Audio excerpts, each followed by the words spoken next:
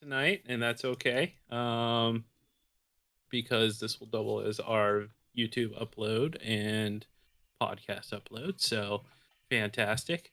So I am going to start us off this evening with I don't have a ton of news articles, but some interesting ones just the same. But I am going to start us off with this because I saw this the other day and I thought it was pretty cool. Let me go live on here.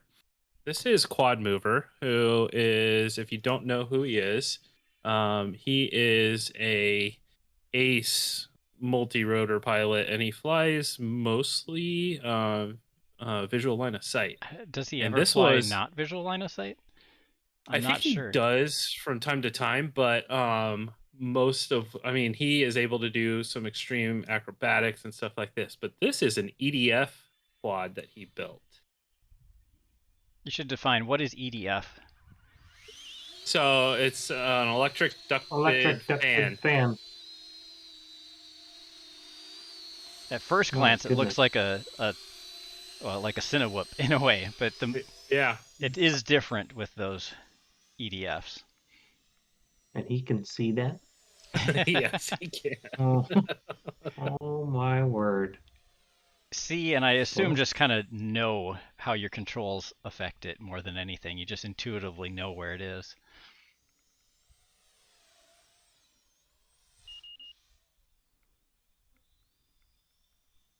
Wow. Very impressive. Has a very different sound to it. It does. Yeah, lower revs than a normal EDF. It's interesting.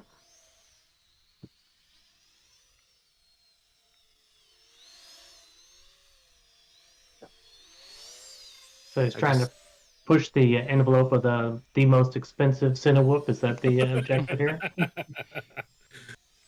It is cool.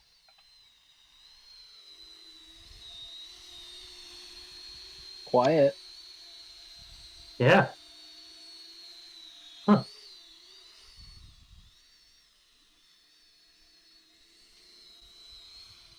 Yeah, what's interesting is there's nothing you'd have to change. Our ESCs would support it, the flight controllers.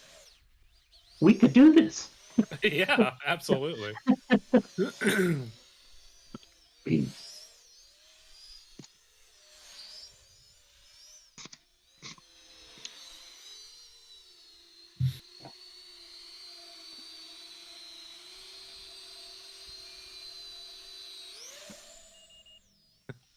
So is there any advantage of that over using what we normally run?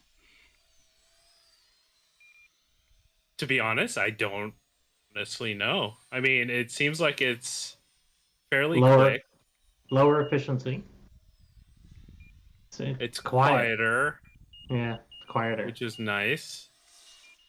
It feels like, and I might be wrong, but it feels like it doesn't accelerate quite as quickly.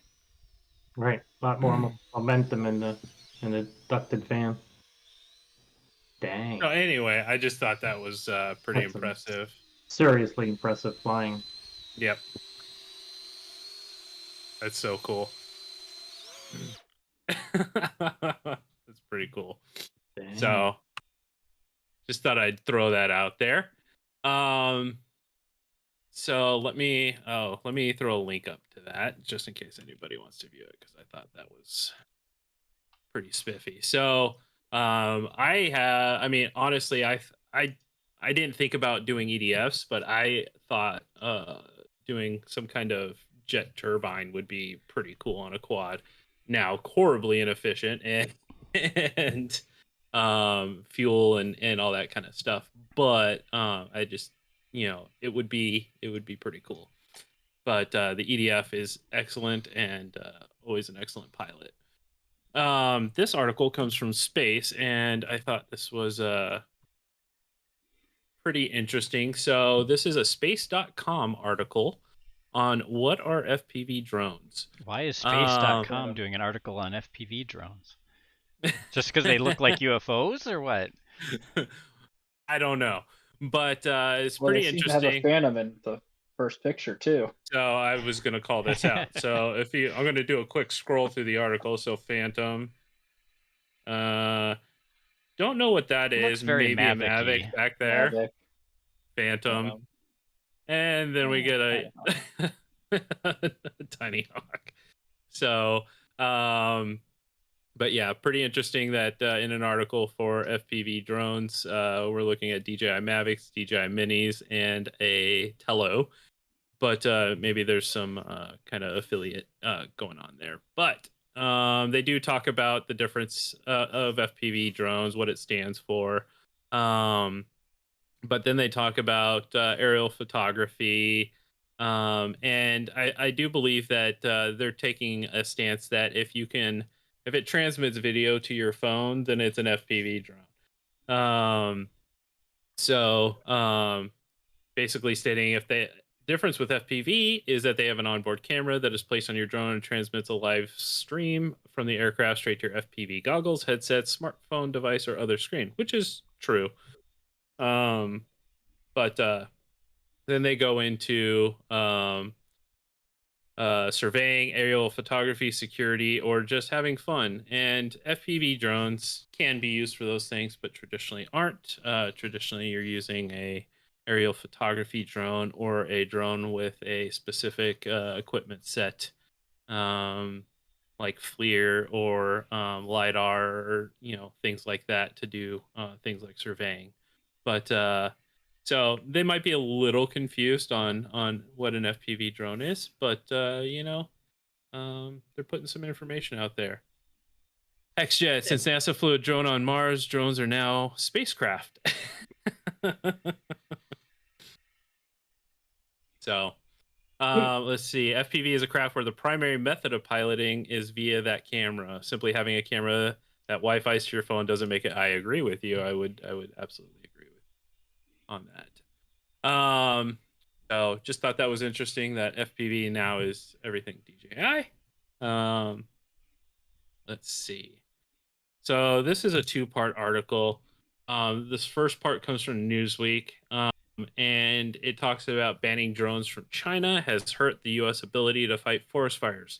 And we've talked about this before, where the Department of the Interior were using DJI drones, utilizing a specific DJI firmware called, what do they call it? Government Edition, essentially. That was kind of basically protected from sending any kind of information out. It was developed by DJI in partnership with the Department of the Interior. And the reason why this impacts the ability to fight forest fires is that specifically the drones that they were using are used to do controlled burns. And they are essentially using little fire pellets that the drone drops, and it starts little fires, so that they can then burn anything dead or whatnot and create fire breaks that would help keep wildfires from spreading too far. But since then, nothing has come out for the Department of the Interior to essentially do the same thing. So it's been impacted over the last basically 2 years, because this started in 2019. And they're basically saying the Department of the Interior has said that lack of easy access to DJI Government Edition drones has hurt its ability to perform its vital mission, and has left far more American land vulnerable to wildfire, and has increased the life and death risk to frontline wildland firefighters and other personnel. DJI Government Edition drones remain tested, proven, and ready to safely and securely continue their important work. The Department of the Interior has both privately and publicly expressed concerns associated with losing access to the vast wealth of Chinese drones, especially those of engaging in a practice known as aerial ignition, in which fires are deliberately set to stem the advance of wildfires. So pretty interesting. There's a video here of them setting using those pellets, and you can see the little basically hopper beneath the drone, and it's using that to drop the pellets and burn dead areas of grass to create fire breaks. Just thinking of what kind So of hoops you'd have to jump through to get authorization to do something like that. Yeah, I was well, it just is going the to Department say, of the Interior. as the grumpy old guy, what's going on for it? Well, any of us recreational, that is very much against regs, but it's very cool. Yeah, absolutely. So now second part of that is now the FCC commissioner has essentially XJet didn't Zoe start a nice wildfire by crashing her drone at some point? Oh no, did that happen? I think that was a couple of years ago at a race or something that she started a small fire with oh no, crashing. bad. But yeah, So, that's a really unfortunate side effect of banning DJI drones.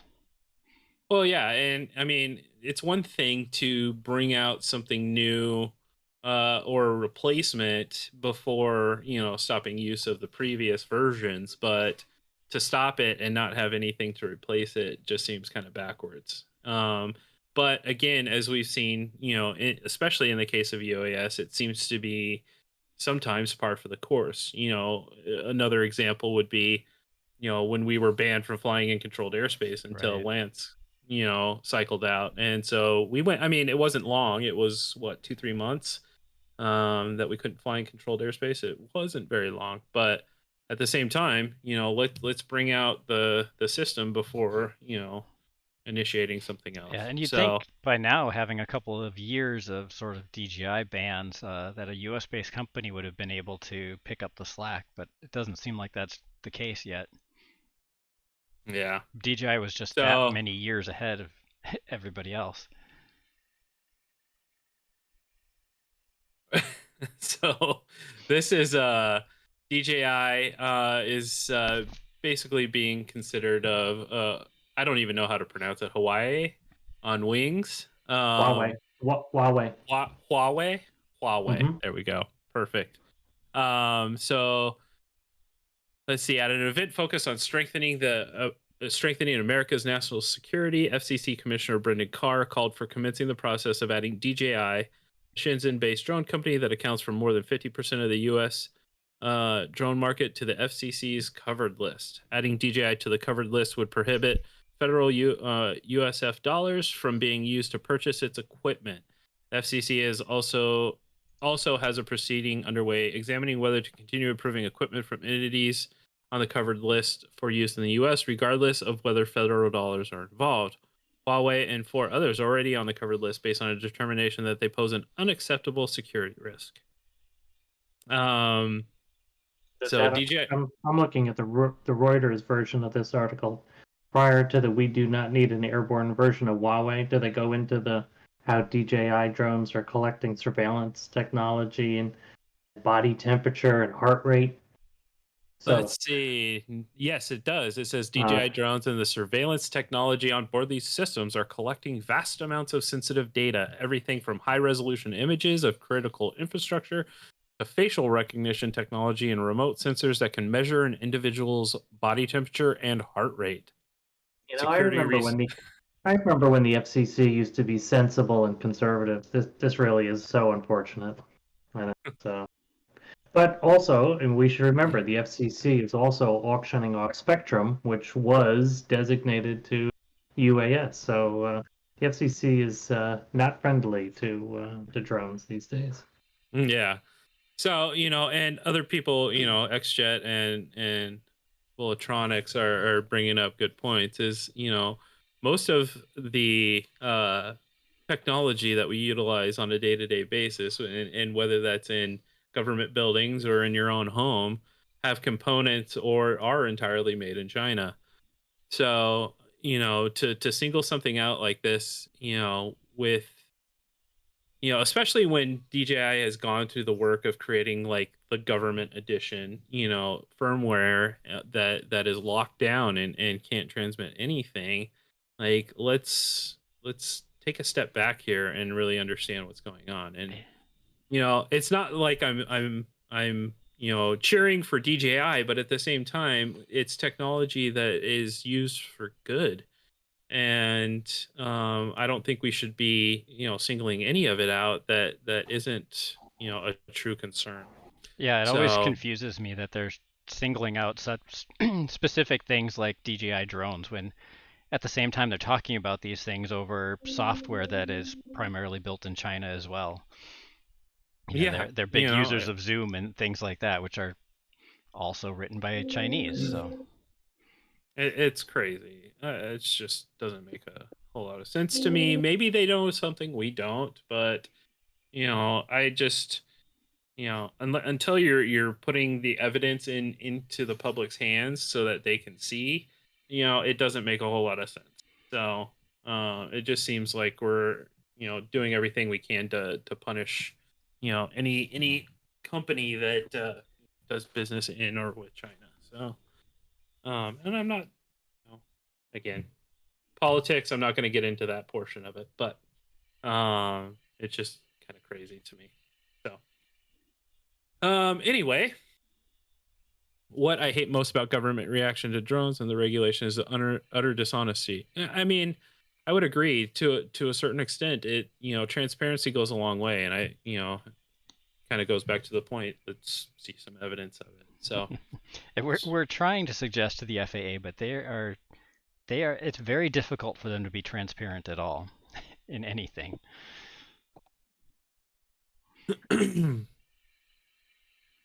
Let's see. Speaking of, what's the latest FAA and drone things? I can never tell if I'm legal or not. The FAA had these community things back in September. So how do you mean you don't know if you're legal or not? Because the regulations haven't changed. Remote ID is not in effect and for actual operators until September 2023.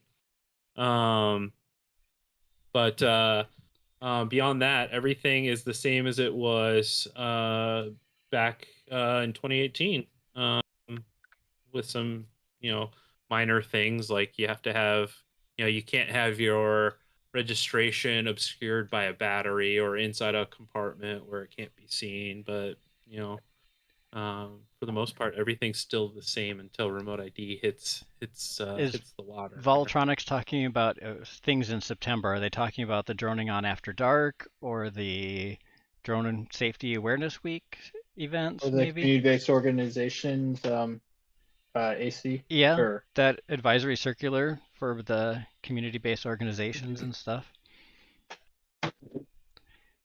So we did partner Droning with On the After Dark. FAA on doing the Droning On After Dark.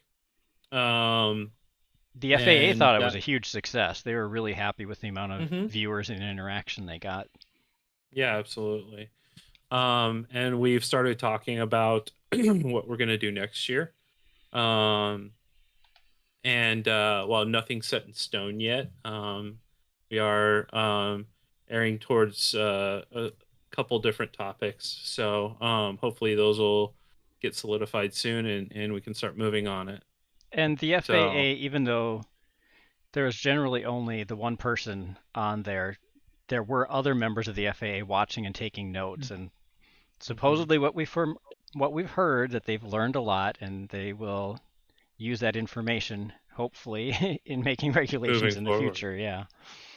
But we're gonna have to keep pushing on it, keep getting them to do more, keep teaching them more, helping them learn more. Keep educating them. Yep.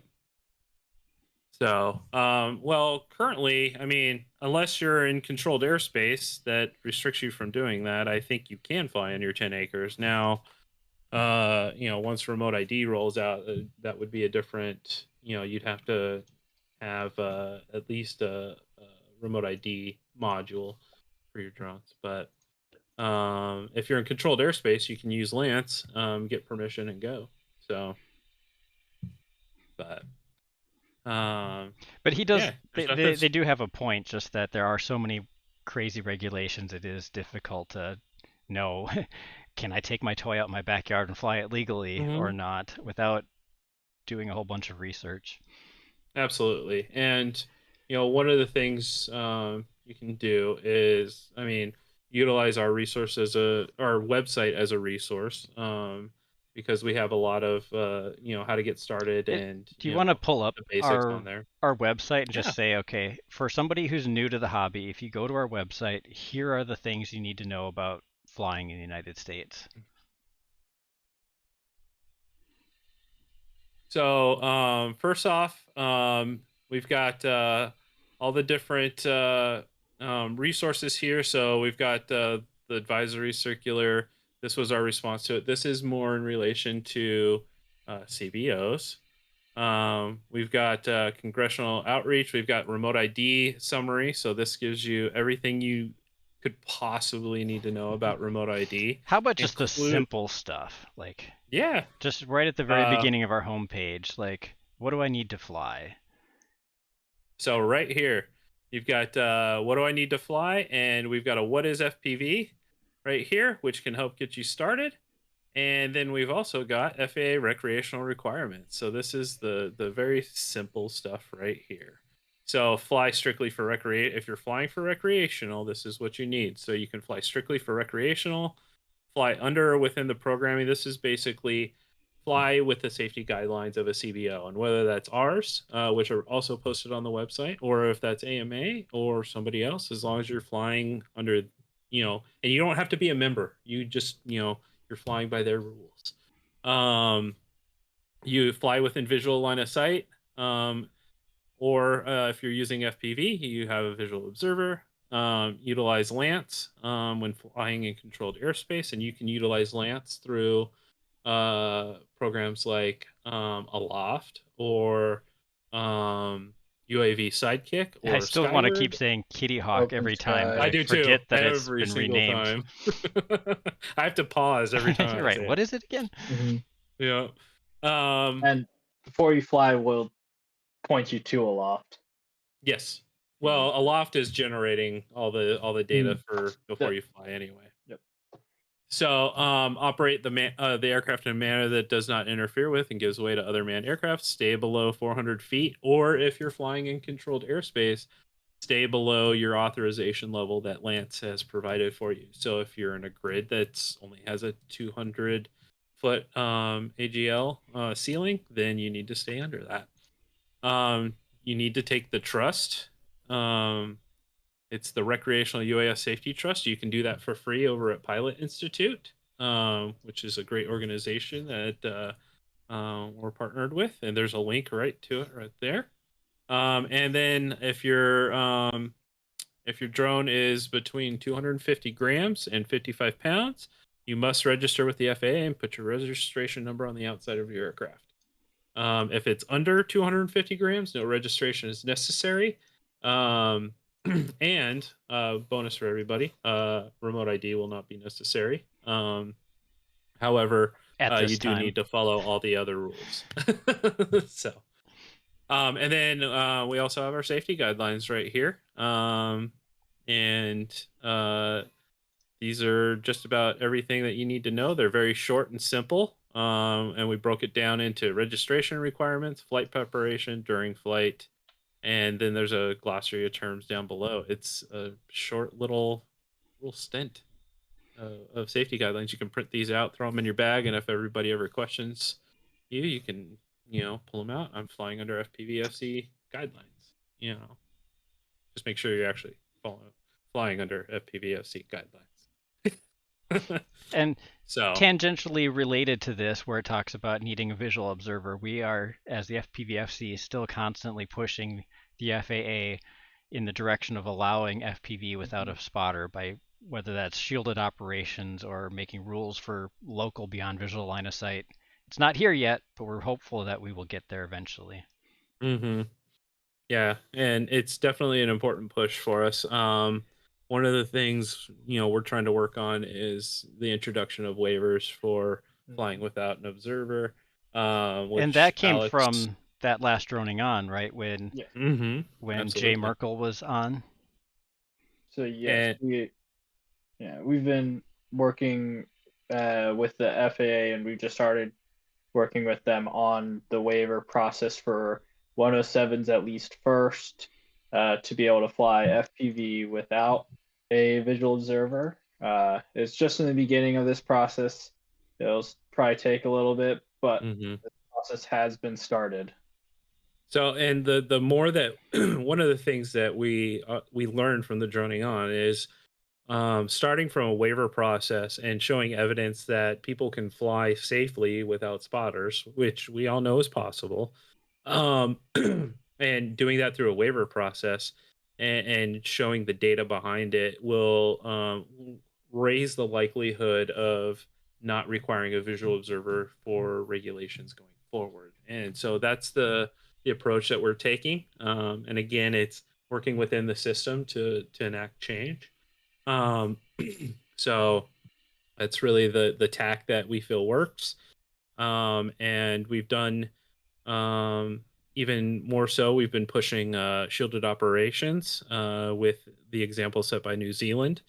That and the FAA has moved forward several months back, if not almost a full year, January, I think on it was. funding research. Yeah, on funding research into shielded operations by funding 4 universities for studies regarding it. So, and even further, I believe some of the DACs that are currently going on are referencing that as well. So yeah, I'd agree with XJet that we fly every day without spotters, and we're proving that it's very safe. But they apparently need more rigorous scientific research to prove the obvious. Absolutely.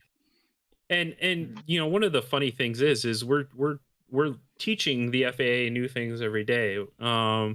We were in a meeting with them just the other day, and we were talking about the safety behind, you know, drone strikes. And one of the things that I mentioned to one of the FAA personnel is I've been hit by a drone that was going, you know, 50 miles an hour, and I'm fine. I didn't, you know, get a cut. I didn't get anything. It was, you know, an accident. And you that know, person clearly thought you were a ghost or something, like you had been killed by your drone and somehow we're still here.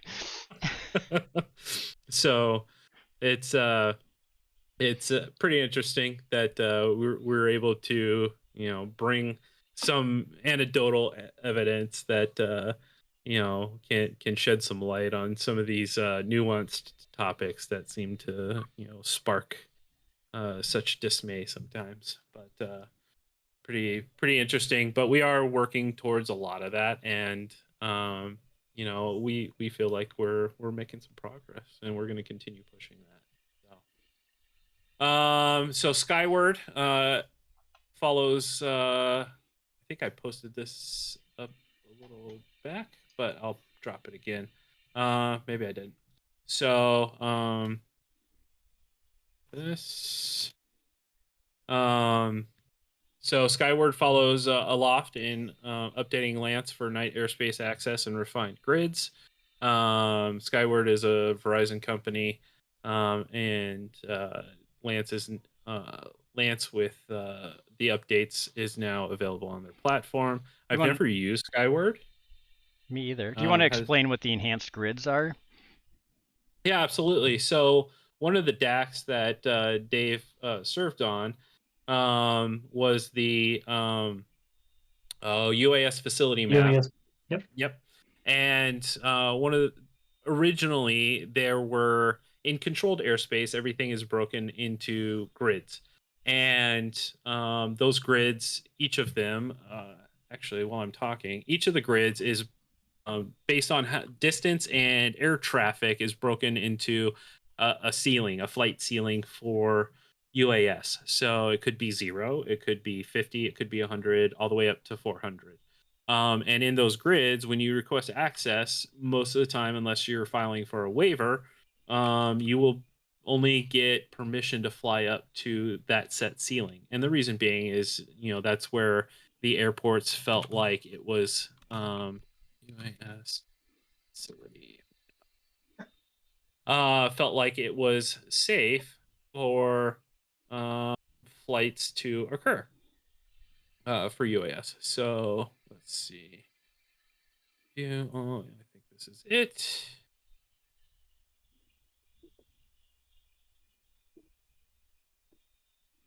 So I'm going to zoom into my little hometown, just because there are so many airports in Phoenix. Oh, that one's got a different shape than it used to have, doesn't it? Or was it always shaped like that? No, Sky Harbor's always been a bow tie. Okay. So in here you can see the grids, and so it may be kind of hard to see, but this one's a 0 grid. This one's a 100, 100, and so it continues. As you get further out on the bow ties, it works its way up to 200, 300, and then outside the grid would be 400. So when you're flying in these, those would be your limits. So what happened with the UAS facility map DAC is originally these grids were broken up into is it 1 degree? Yes, it was 1 degree by one degree. So 1 degree by 1 degree, which was essentially what, 1 statute mile, close to it. Yes, about a mile. Yep. So these grids were broken into smaller chunks. They were effectively split into quarters. So they halved it each way. So that allowed for greater resolution. So in a grid that you could potentially before only fly 200 feet, now you could, if you were on the edge of it on a certain category, then you could fly 300 feet on that one. So it gave better resolution to anybody requesting access to fly to a certain height. And that comes into play if you're, trying to do a job, or, and you need to get to a certain height to see, the entire property, or if you just want to fly recreationally. So this enhanced grid is now active in Aloft and obviously now Skyward. So yeah, it's a pretty cool thing. Now you can see right here, I'm going to zoom into this grid. So the controlled airspace technically ends right along here. And Dan, I think you've tested this out. So if I'm standing over here in this grid, will it authorize me for Lance? You don't need to use Lance. Perfect. So, but if you're in this little corner, you need to use Lance. Right. Yeah, if you're outside of that shaded area, your app should tell you you're fine, you don't need it. Exactly. And so I'm not sure if anyone else has noticed this, but the one airport near me, when they updated the grids, they also updated the size of the controlled airspace, so it got a little bit bigger. The radius is bigger, so I'm not sure if they also took some more airspace, because now I have to get approval for where I fly, where I didn't before. So what we also recommended, that was February 20, that the DAC recommended that from those findings and recommendations to the FAA, and we also recommended that there be a group of stakeholders in addition to what was just air traffic management. So there was probably someone else who said we should make this larger. Yeah. It's annoying because now if I go fly it where I used to fly at school, I have to get authorization where I didn't have to before. Well, So Volatronics asked an interesting question. He says, sorry for asking again, but will 2023 change the recreational flying requirements from what FPVFC has posted? And should I just get my Part 107 to fly recreationally with no worries? Yes, and not necessarily. No. So in 2023, remote ID requirements go into effect. So and those requirements are posted on our website, and those would be under resources, the remote ID final rule summary. Now and those same requirements will be for Part 107 as well as recreational. So second to that, Part 107 doesn't mean you're safe for doing anything that you would do recreationally. In some circumstances, it grants you some additional capabilities, and in other situations, it doesn't. So one of the things with Part 107 is if you're going to fly commercially, i.e. you're going to get paid for your flying, then absolutely you want a Part 107. If you're flying, when you have a Part 107, you can choose what rules you're going to fly under. So you can say, I'm just flying recreationally, so I'm going to fly under recreational rules. But if you are doing business, then you must fly under Part 107. And the difference between those is basically broken up into the intent of the flight. So if you are intending to fly for recreation, and that's what you're flying for, and then that's what you're doing. If you intend to fly to sell your footage or your data, and that could be like surveying data or 3D mapping or anything like that, then you need to fly under Part 107 rules. So, I know there's a little bit of confusion, but the FAA defines, that the differences between them is the intent of the flight. Mm-hmm. So that means that if you're flying recreationally, and this is not a loophole, I would just caution anybody on trying to use it as such. But if you are flying recreationally, and that was the intent of your flight at the time, and then somebody basically asked to pay you for your footage, you are not violating any regulations. If aliens land during your flight and you've got video of them, you can probably sell it. Yeah. So, again, that's where the difference between intent behind the flight. Although we'd probably say that it seems like Part 107 pilots are going to be the ones who get more privileges going forward. And so it seems like it's a good idea to get it if you want to be able to fly places or in ways that you might not be allowed to recreationally. Mm-hmm. Absolutely. I would suggest getting your 107 just because it just gives you those more options instead of just limiting yourself to the one rule set. And then another benefit of 107 is it also allows you to go 400 feet above and around a structure versus you have the hard limit of 400 feet recreational rules. Absolutely. Now with recreational, you do have some of those benefits like flying at night. You don't have to have the light on there for 3 statute miles, but you don't have to do that, but it's a little easier to fly at night. Mm-hmm. But then again, with 107, you have the option to fly over people too. Mm-hmm. So it's just one of those things where it's a nice to have because then you're not limiting your options. Exactly. So it's not so much you're safe because you have it. It's you still have to follow the rules of each different rule set. It's just, again, Alex made a good point. It broadens your options for any particular flight. So. And Stealth Flight VR there in the chat. Oh, you go ahead, Alex. I'm moving on to a different topic. I was going to add one more thing is now that you don't have to pay to take the recurrent exam, once you get it, all you have to do is just do the recurrent exam through FAAsafety.gov every 2 years. Super short, super simple. You probably don't even really have to review for it. It doesn't take too long, and you're all set every 2 years. Yeah, so Volatronics there then is asking, so the 400-foot thingy on structures is no more for... I don't know that it ever was for recreational flyers. It's always been a Part 107 thing, but people get that confused all the time. Mm-hmm.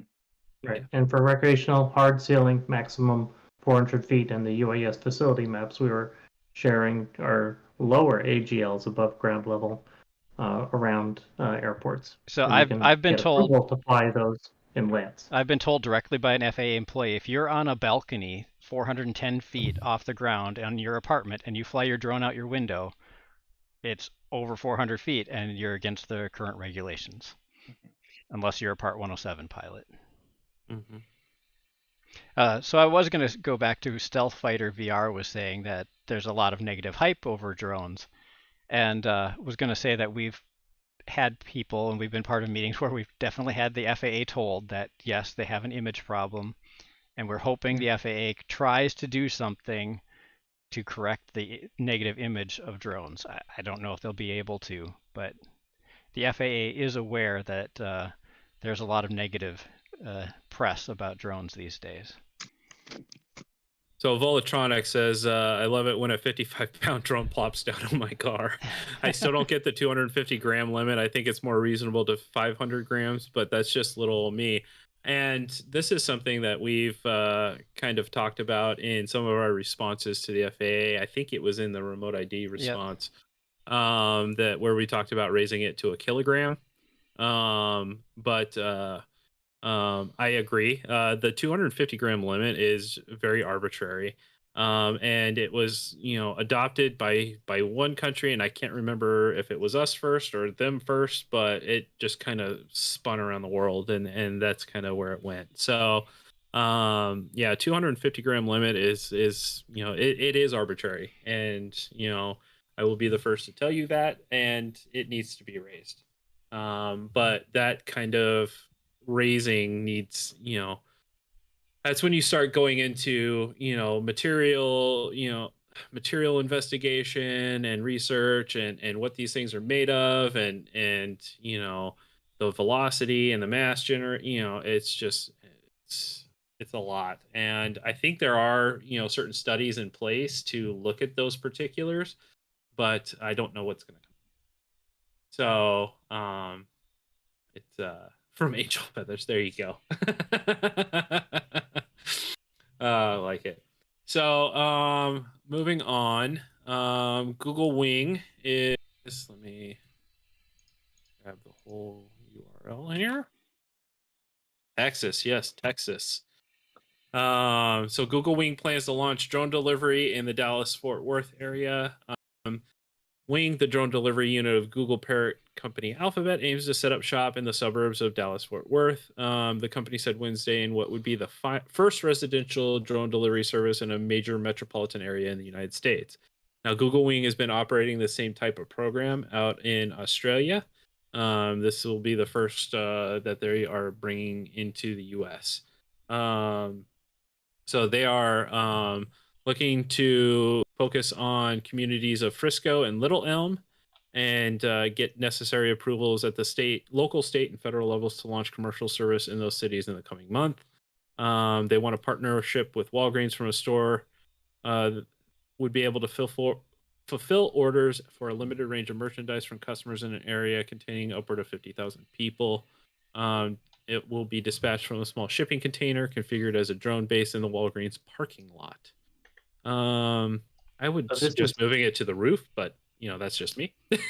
This is an interesting. I had a good discussion. This is potentially a time to bring up the DAC TG11. So we're working on the review of a white paper where the FAA has said we have put forward our view of what should be the foundation metric for safety, and a number of us disagreed with what they put forward, and we're going to recommend a target safety level. And this brings into account the ability of drone like Google Wing, that when it hits someone or something, it breaks apart because its fuselage is made of foam, and it imparts way less energy than, say, a carbon fiber structure.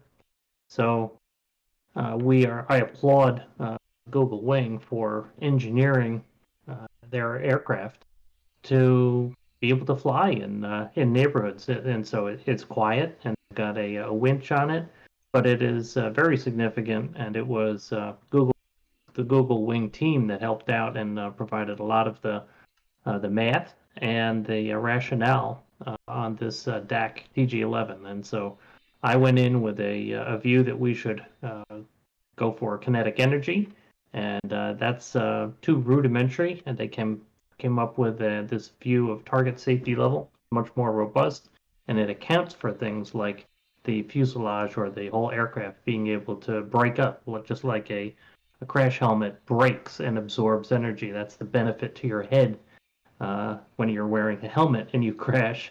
And so a similar physics, energy absorption. And so this is a real positive, and this foundation of safety metrics will be utilized in pretty much every regulation going forward, if accepted, because FAA has two mandates, right? Safety and security. For anything that's truly safety, they'll hopefully utilize this new idea. So pretty cool that the FAA asked the DAC to take a look at this. That'll be presented next Wednesday on the 27th. somewhere between 10 a.m. and 4 p.m. Eastern.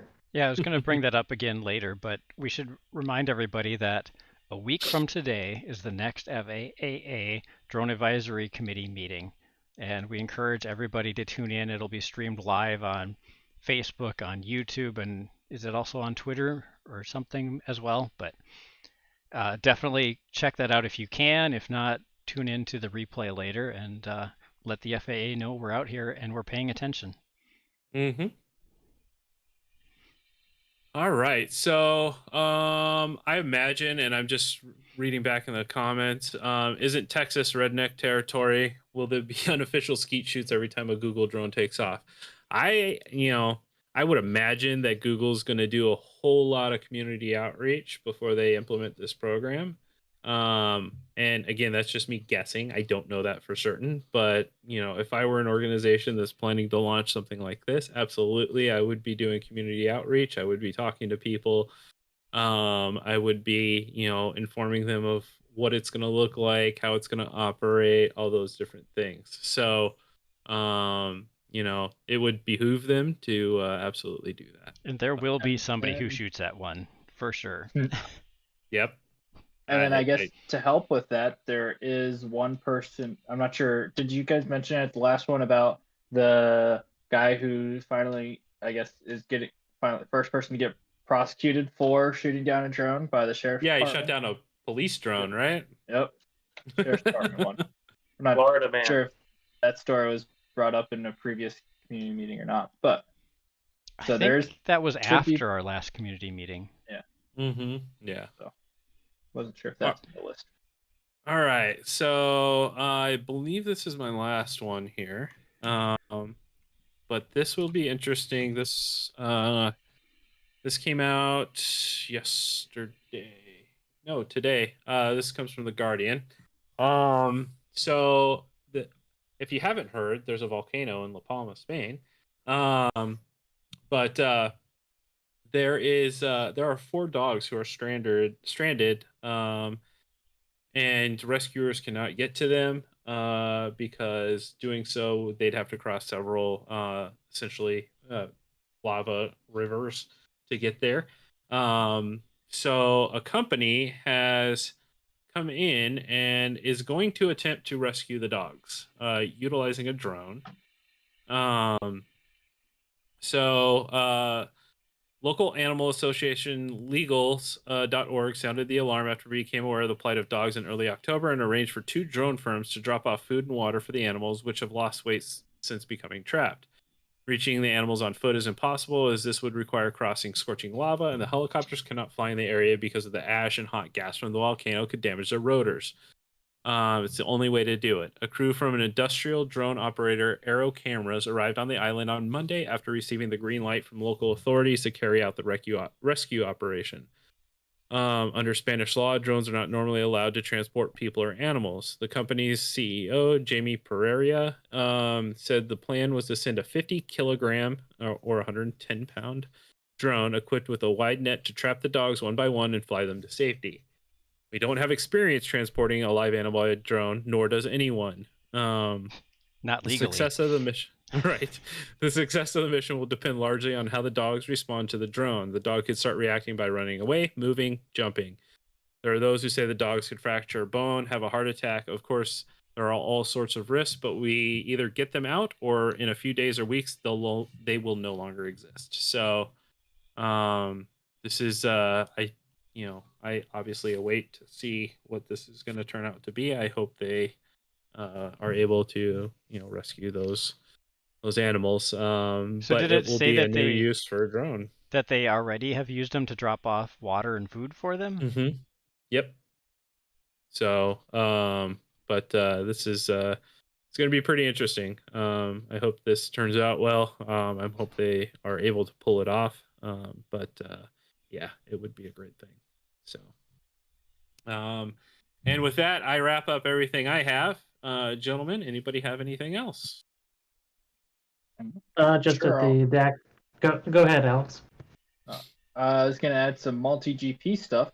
So today they released, the Global Championships are coming up in about 2 weeks here, first week of November, and we just released the tracks for pilots start practicing for champs. So the first one's track one's designed by NM Grower, and the second one is designed by Knee Down, both excellent track designers.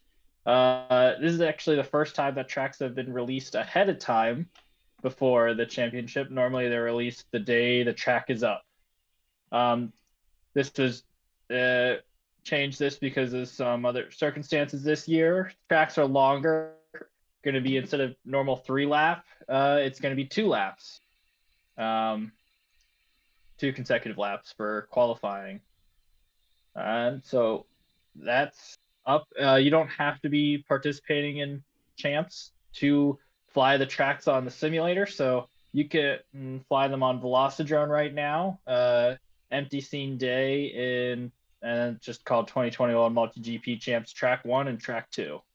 So go ahead and fly those tracks, see what it's like, what the top pilots are going to be racing in the next couple of weeks, as well as some other big news for the more generic community, at least, is I.O. We have the dates for that now, and that's going to be June 8th through 12th, 2022. So it may cut into some of the school days for some students, but it's what AMA gave us. So we're going to be going June 8th and 12th, 8th through 12th in Muncie, Indiana.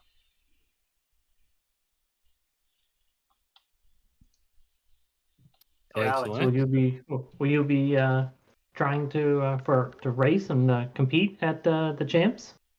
I will be racing in the sports class. Good for you. Nice. So excellent. I'll be getting sports class and hopefully do well.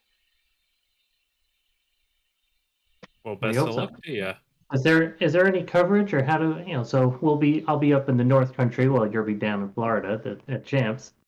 How can I keep track? It should be live streamed on the MultiGP YouTube channel. Okay. So,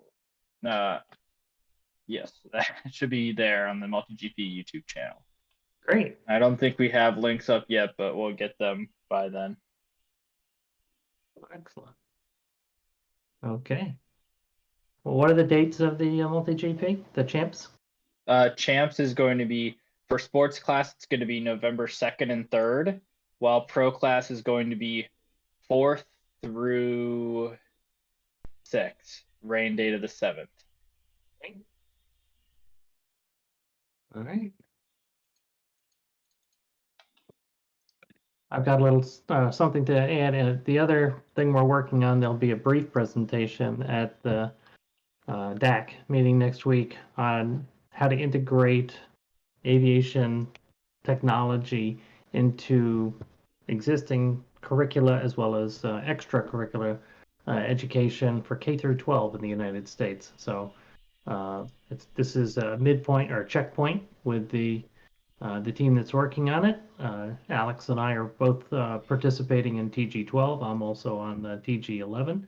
And so this will be a brief presentation, and it's going well. And I think this is a good thing in terms of trying to get FPV, notably, integrated into curricula across the country. So that certainly could be a positive to help us with the image and the reputation of drones.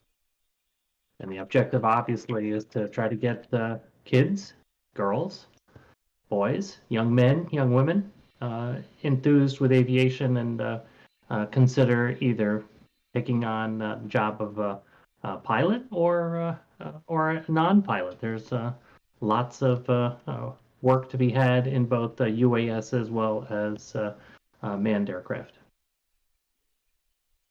And the Beyond Visual Line of Sight arc continues. Not much that we can say because we're not allowed to talk about it, but the objective was to wrap that up in November of this year. I mentioned this year because this is an FAA project, and it is. It looks like that will happen on schedule. And I'm hopeful, it's not a given, but I'm hopeful that once the report is presented to the FAA that it is made public. But in the past, some have not. So we'll be pushing for that. And we are a member of the BVLOS ARC. So it's been a ton of time, but it's definitely a privilege to be on it, and we're hopeful that that the result will be what it looks like right now, because it looks positive. Excellent. All right, Dan, you got anything else for us, sir? No, I think the couple things I wanted to mention, we already talked about, primarily the DAC coming up next week. And let's see, what else? I don't remember if we talked about it 2 weeks ago or not, or if that was like when we just heard like how many comments there were to the last advisory circular about CBOs that the FAA said they received 60 comments on that, which I was really hoping would be a lot higher. But it just goes to show how difficult it is for us to get people to give feedback to the FAA when they ask for feedback. Well, also, keep in mind that that particular advisory circular was, it wasn't necessarily, I would say, marketed towards, the average everyday pilot, although anybody could comment. No, it wasn't advertised that way, but it affects everybody. So it had a lot of hidden things in it if you look at it that way, which are important to everybody who flies. And our response to it is up on our website. Yep. So if you want to see what we wrote in response to that, I believe we put together 7 or 9 pages or something like that. Yeah. And I believe you also asked if there was any kind of timeline associated with this, and we haven't heard anything back related to that, I assume. No, not yet. But hopefully soon. I assume they've read all 60 comments by now. But the hope is that we get the CBO thing kind of nailed out soon, because it's one thing that we would like to accomplish. And as there are no CBOs currently, and the FAA, based on the timeline from the FAA Reauthorization Act, we are about a year and a half behind on that. So if not longer. So I think it is. So we'd like to see some movement on it. So, but Alex, you got anything else for us? Not that I can think of. Dave? I'm good. All right. Well, with that, we'll give you the rest of your evening back. Thank you guys for joining us, and thank you for all the great comments. Definitely love that feedback. And also keep in mind, you are welcome to talk. You don't just have to type. I think they're all, ever since we started doing video, they've been kind of afraid to talk to us. I know. Do we need to go back to the silent or the invisible voices? I mean, now you tell me, right? I'll talk. I just didn't want to interrupt you guys. No, you are always welcome to interrupt anytime. But this is a community meeting. This is not just talking heads. So we'd love to hear from you. Yeah. Well, cool. It was great to meet you guys. I was introduced to your organization through the Pilot Institute video. Oh, so perfect. I currently had been working on the 107 course, and I ran across you guys. I've been thinking about getting back into FPV. I was in it years and years and years ago, back when it was kind of starting, and I put it aside and got out of the hobby, but I might have time for it again. And the new little digital DJI Cinewhoops are just, oh man, I want to run around through playground equipment and trees. And yeah, exactly what I want to make a world of difference. Yeah. Well, we look forward to. Yeah. I was just going to say that the HD definitely sparked a renewed interest when I got that and got me out flying a whole lot more, just flying around without the static. And yeah, so much fun. Mm-hmm. I just remember looking at I had the original Fat Sharks, and I used to fly on 1280. So I would make these big antennas, circular polarized antennas, and have them sticking up on top of a homemade multi-wii quad. Remember those, the multi-wii controllers? Yeah. And you'd fly around, no return to home, no auto level. No. It was great, but but yeah, I felt like I was watching a postage stamp out in the distance. It's just way too small. The video feed just.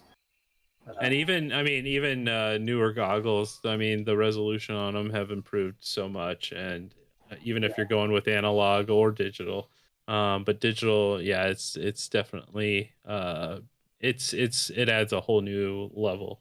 So I still fly analog. I know Dave and Dan both fly digital, and Alex is analog because he likes to race. So cool. But we look forward to having you back in the hobby, and let us know if we can answer any questions for you. Yeah, I appreciate it. It was great listening.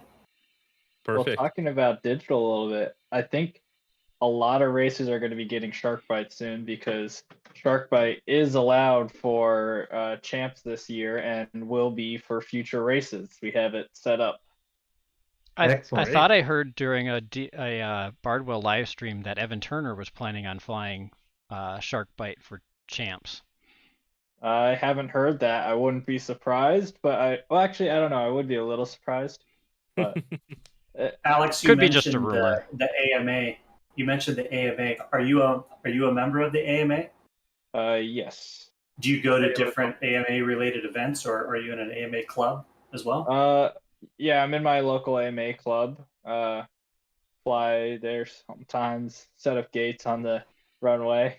Yeah. And I'm also an AMA member, and we put on the Rhinebeck Jamboree in New York of pre-1939 fixed wing, quarter scale, half scale, very large models. Well, it's good to see that there's some reception in the modeling community for FPV, because I remember it was a bit of a black sheep, and that's even an interesting term. Depends where you are. There was a black sheep person. But when I started, we were the outliers, and we were not welcome at clubs. I remember when showing up with an electric plane, you got stared at funny. Mm-hmm. Exactly. And at the national level, at headquarters, we work on a daily basis with Chad Boudreau, Rich Hansen, Tyler Dobbs, in the work that we're both doing with the FAA. And they're very much an pro UAS, pro drone, and very receptive. At the club level, it's regularly a very different story. And so, the right way, or the way we handle it locally, is we try to be receptive. And if a young person comes on the field with anything that's remotely controlled, we try to encourage them to stay in the hobby. And so if it's a drone, or even a surface, if it's a car, we don't care. And I work with, or I'm part of another club that they don't really like anything that it's a rotorcraft. If it's fixed wing or nothing. And that includes wing FPV. They're not too happy about those either. My local club's rule is, if you pay the dues, you can fly at the field. Doesn't matter what you got. That's a good attitude. Yep. That's the way we do it in our local club.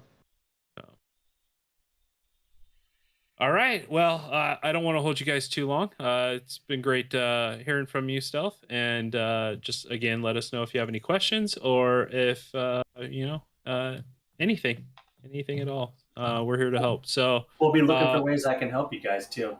Absolutely.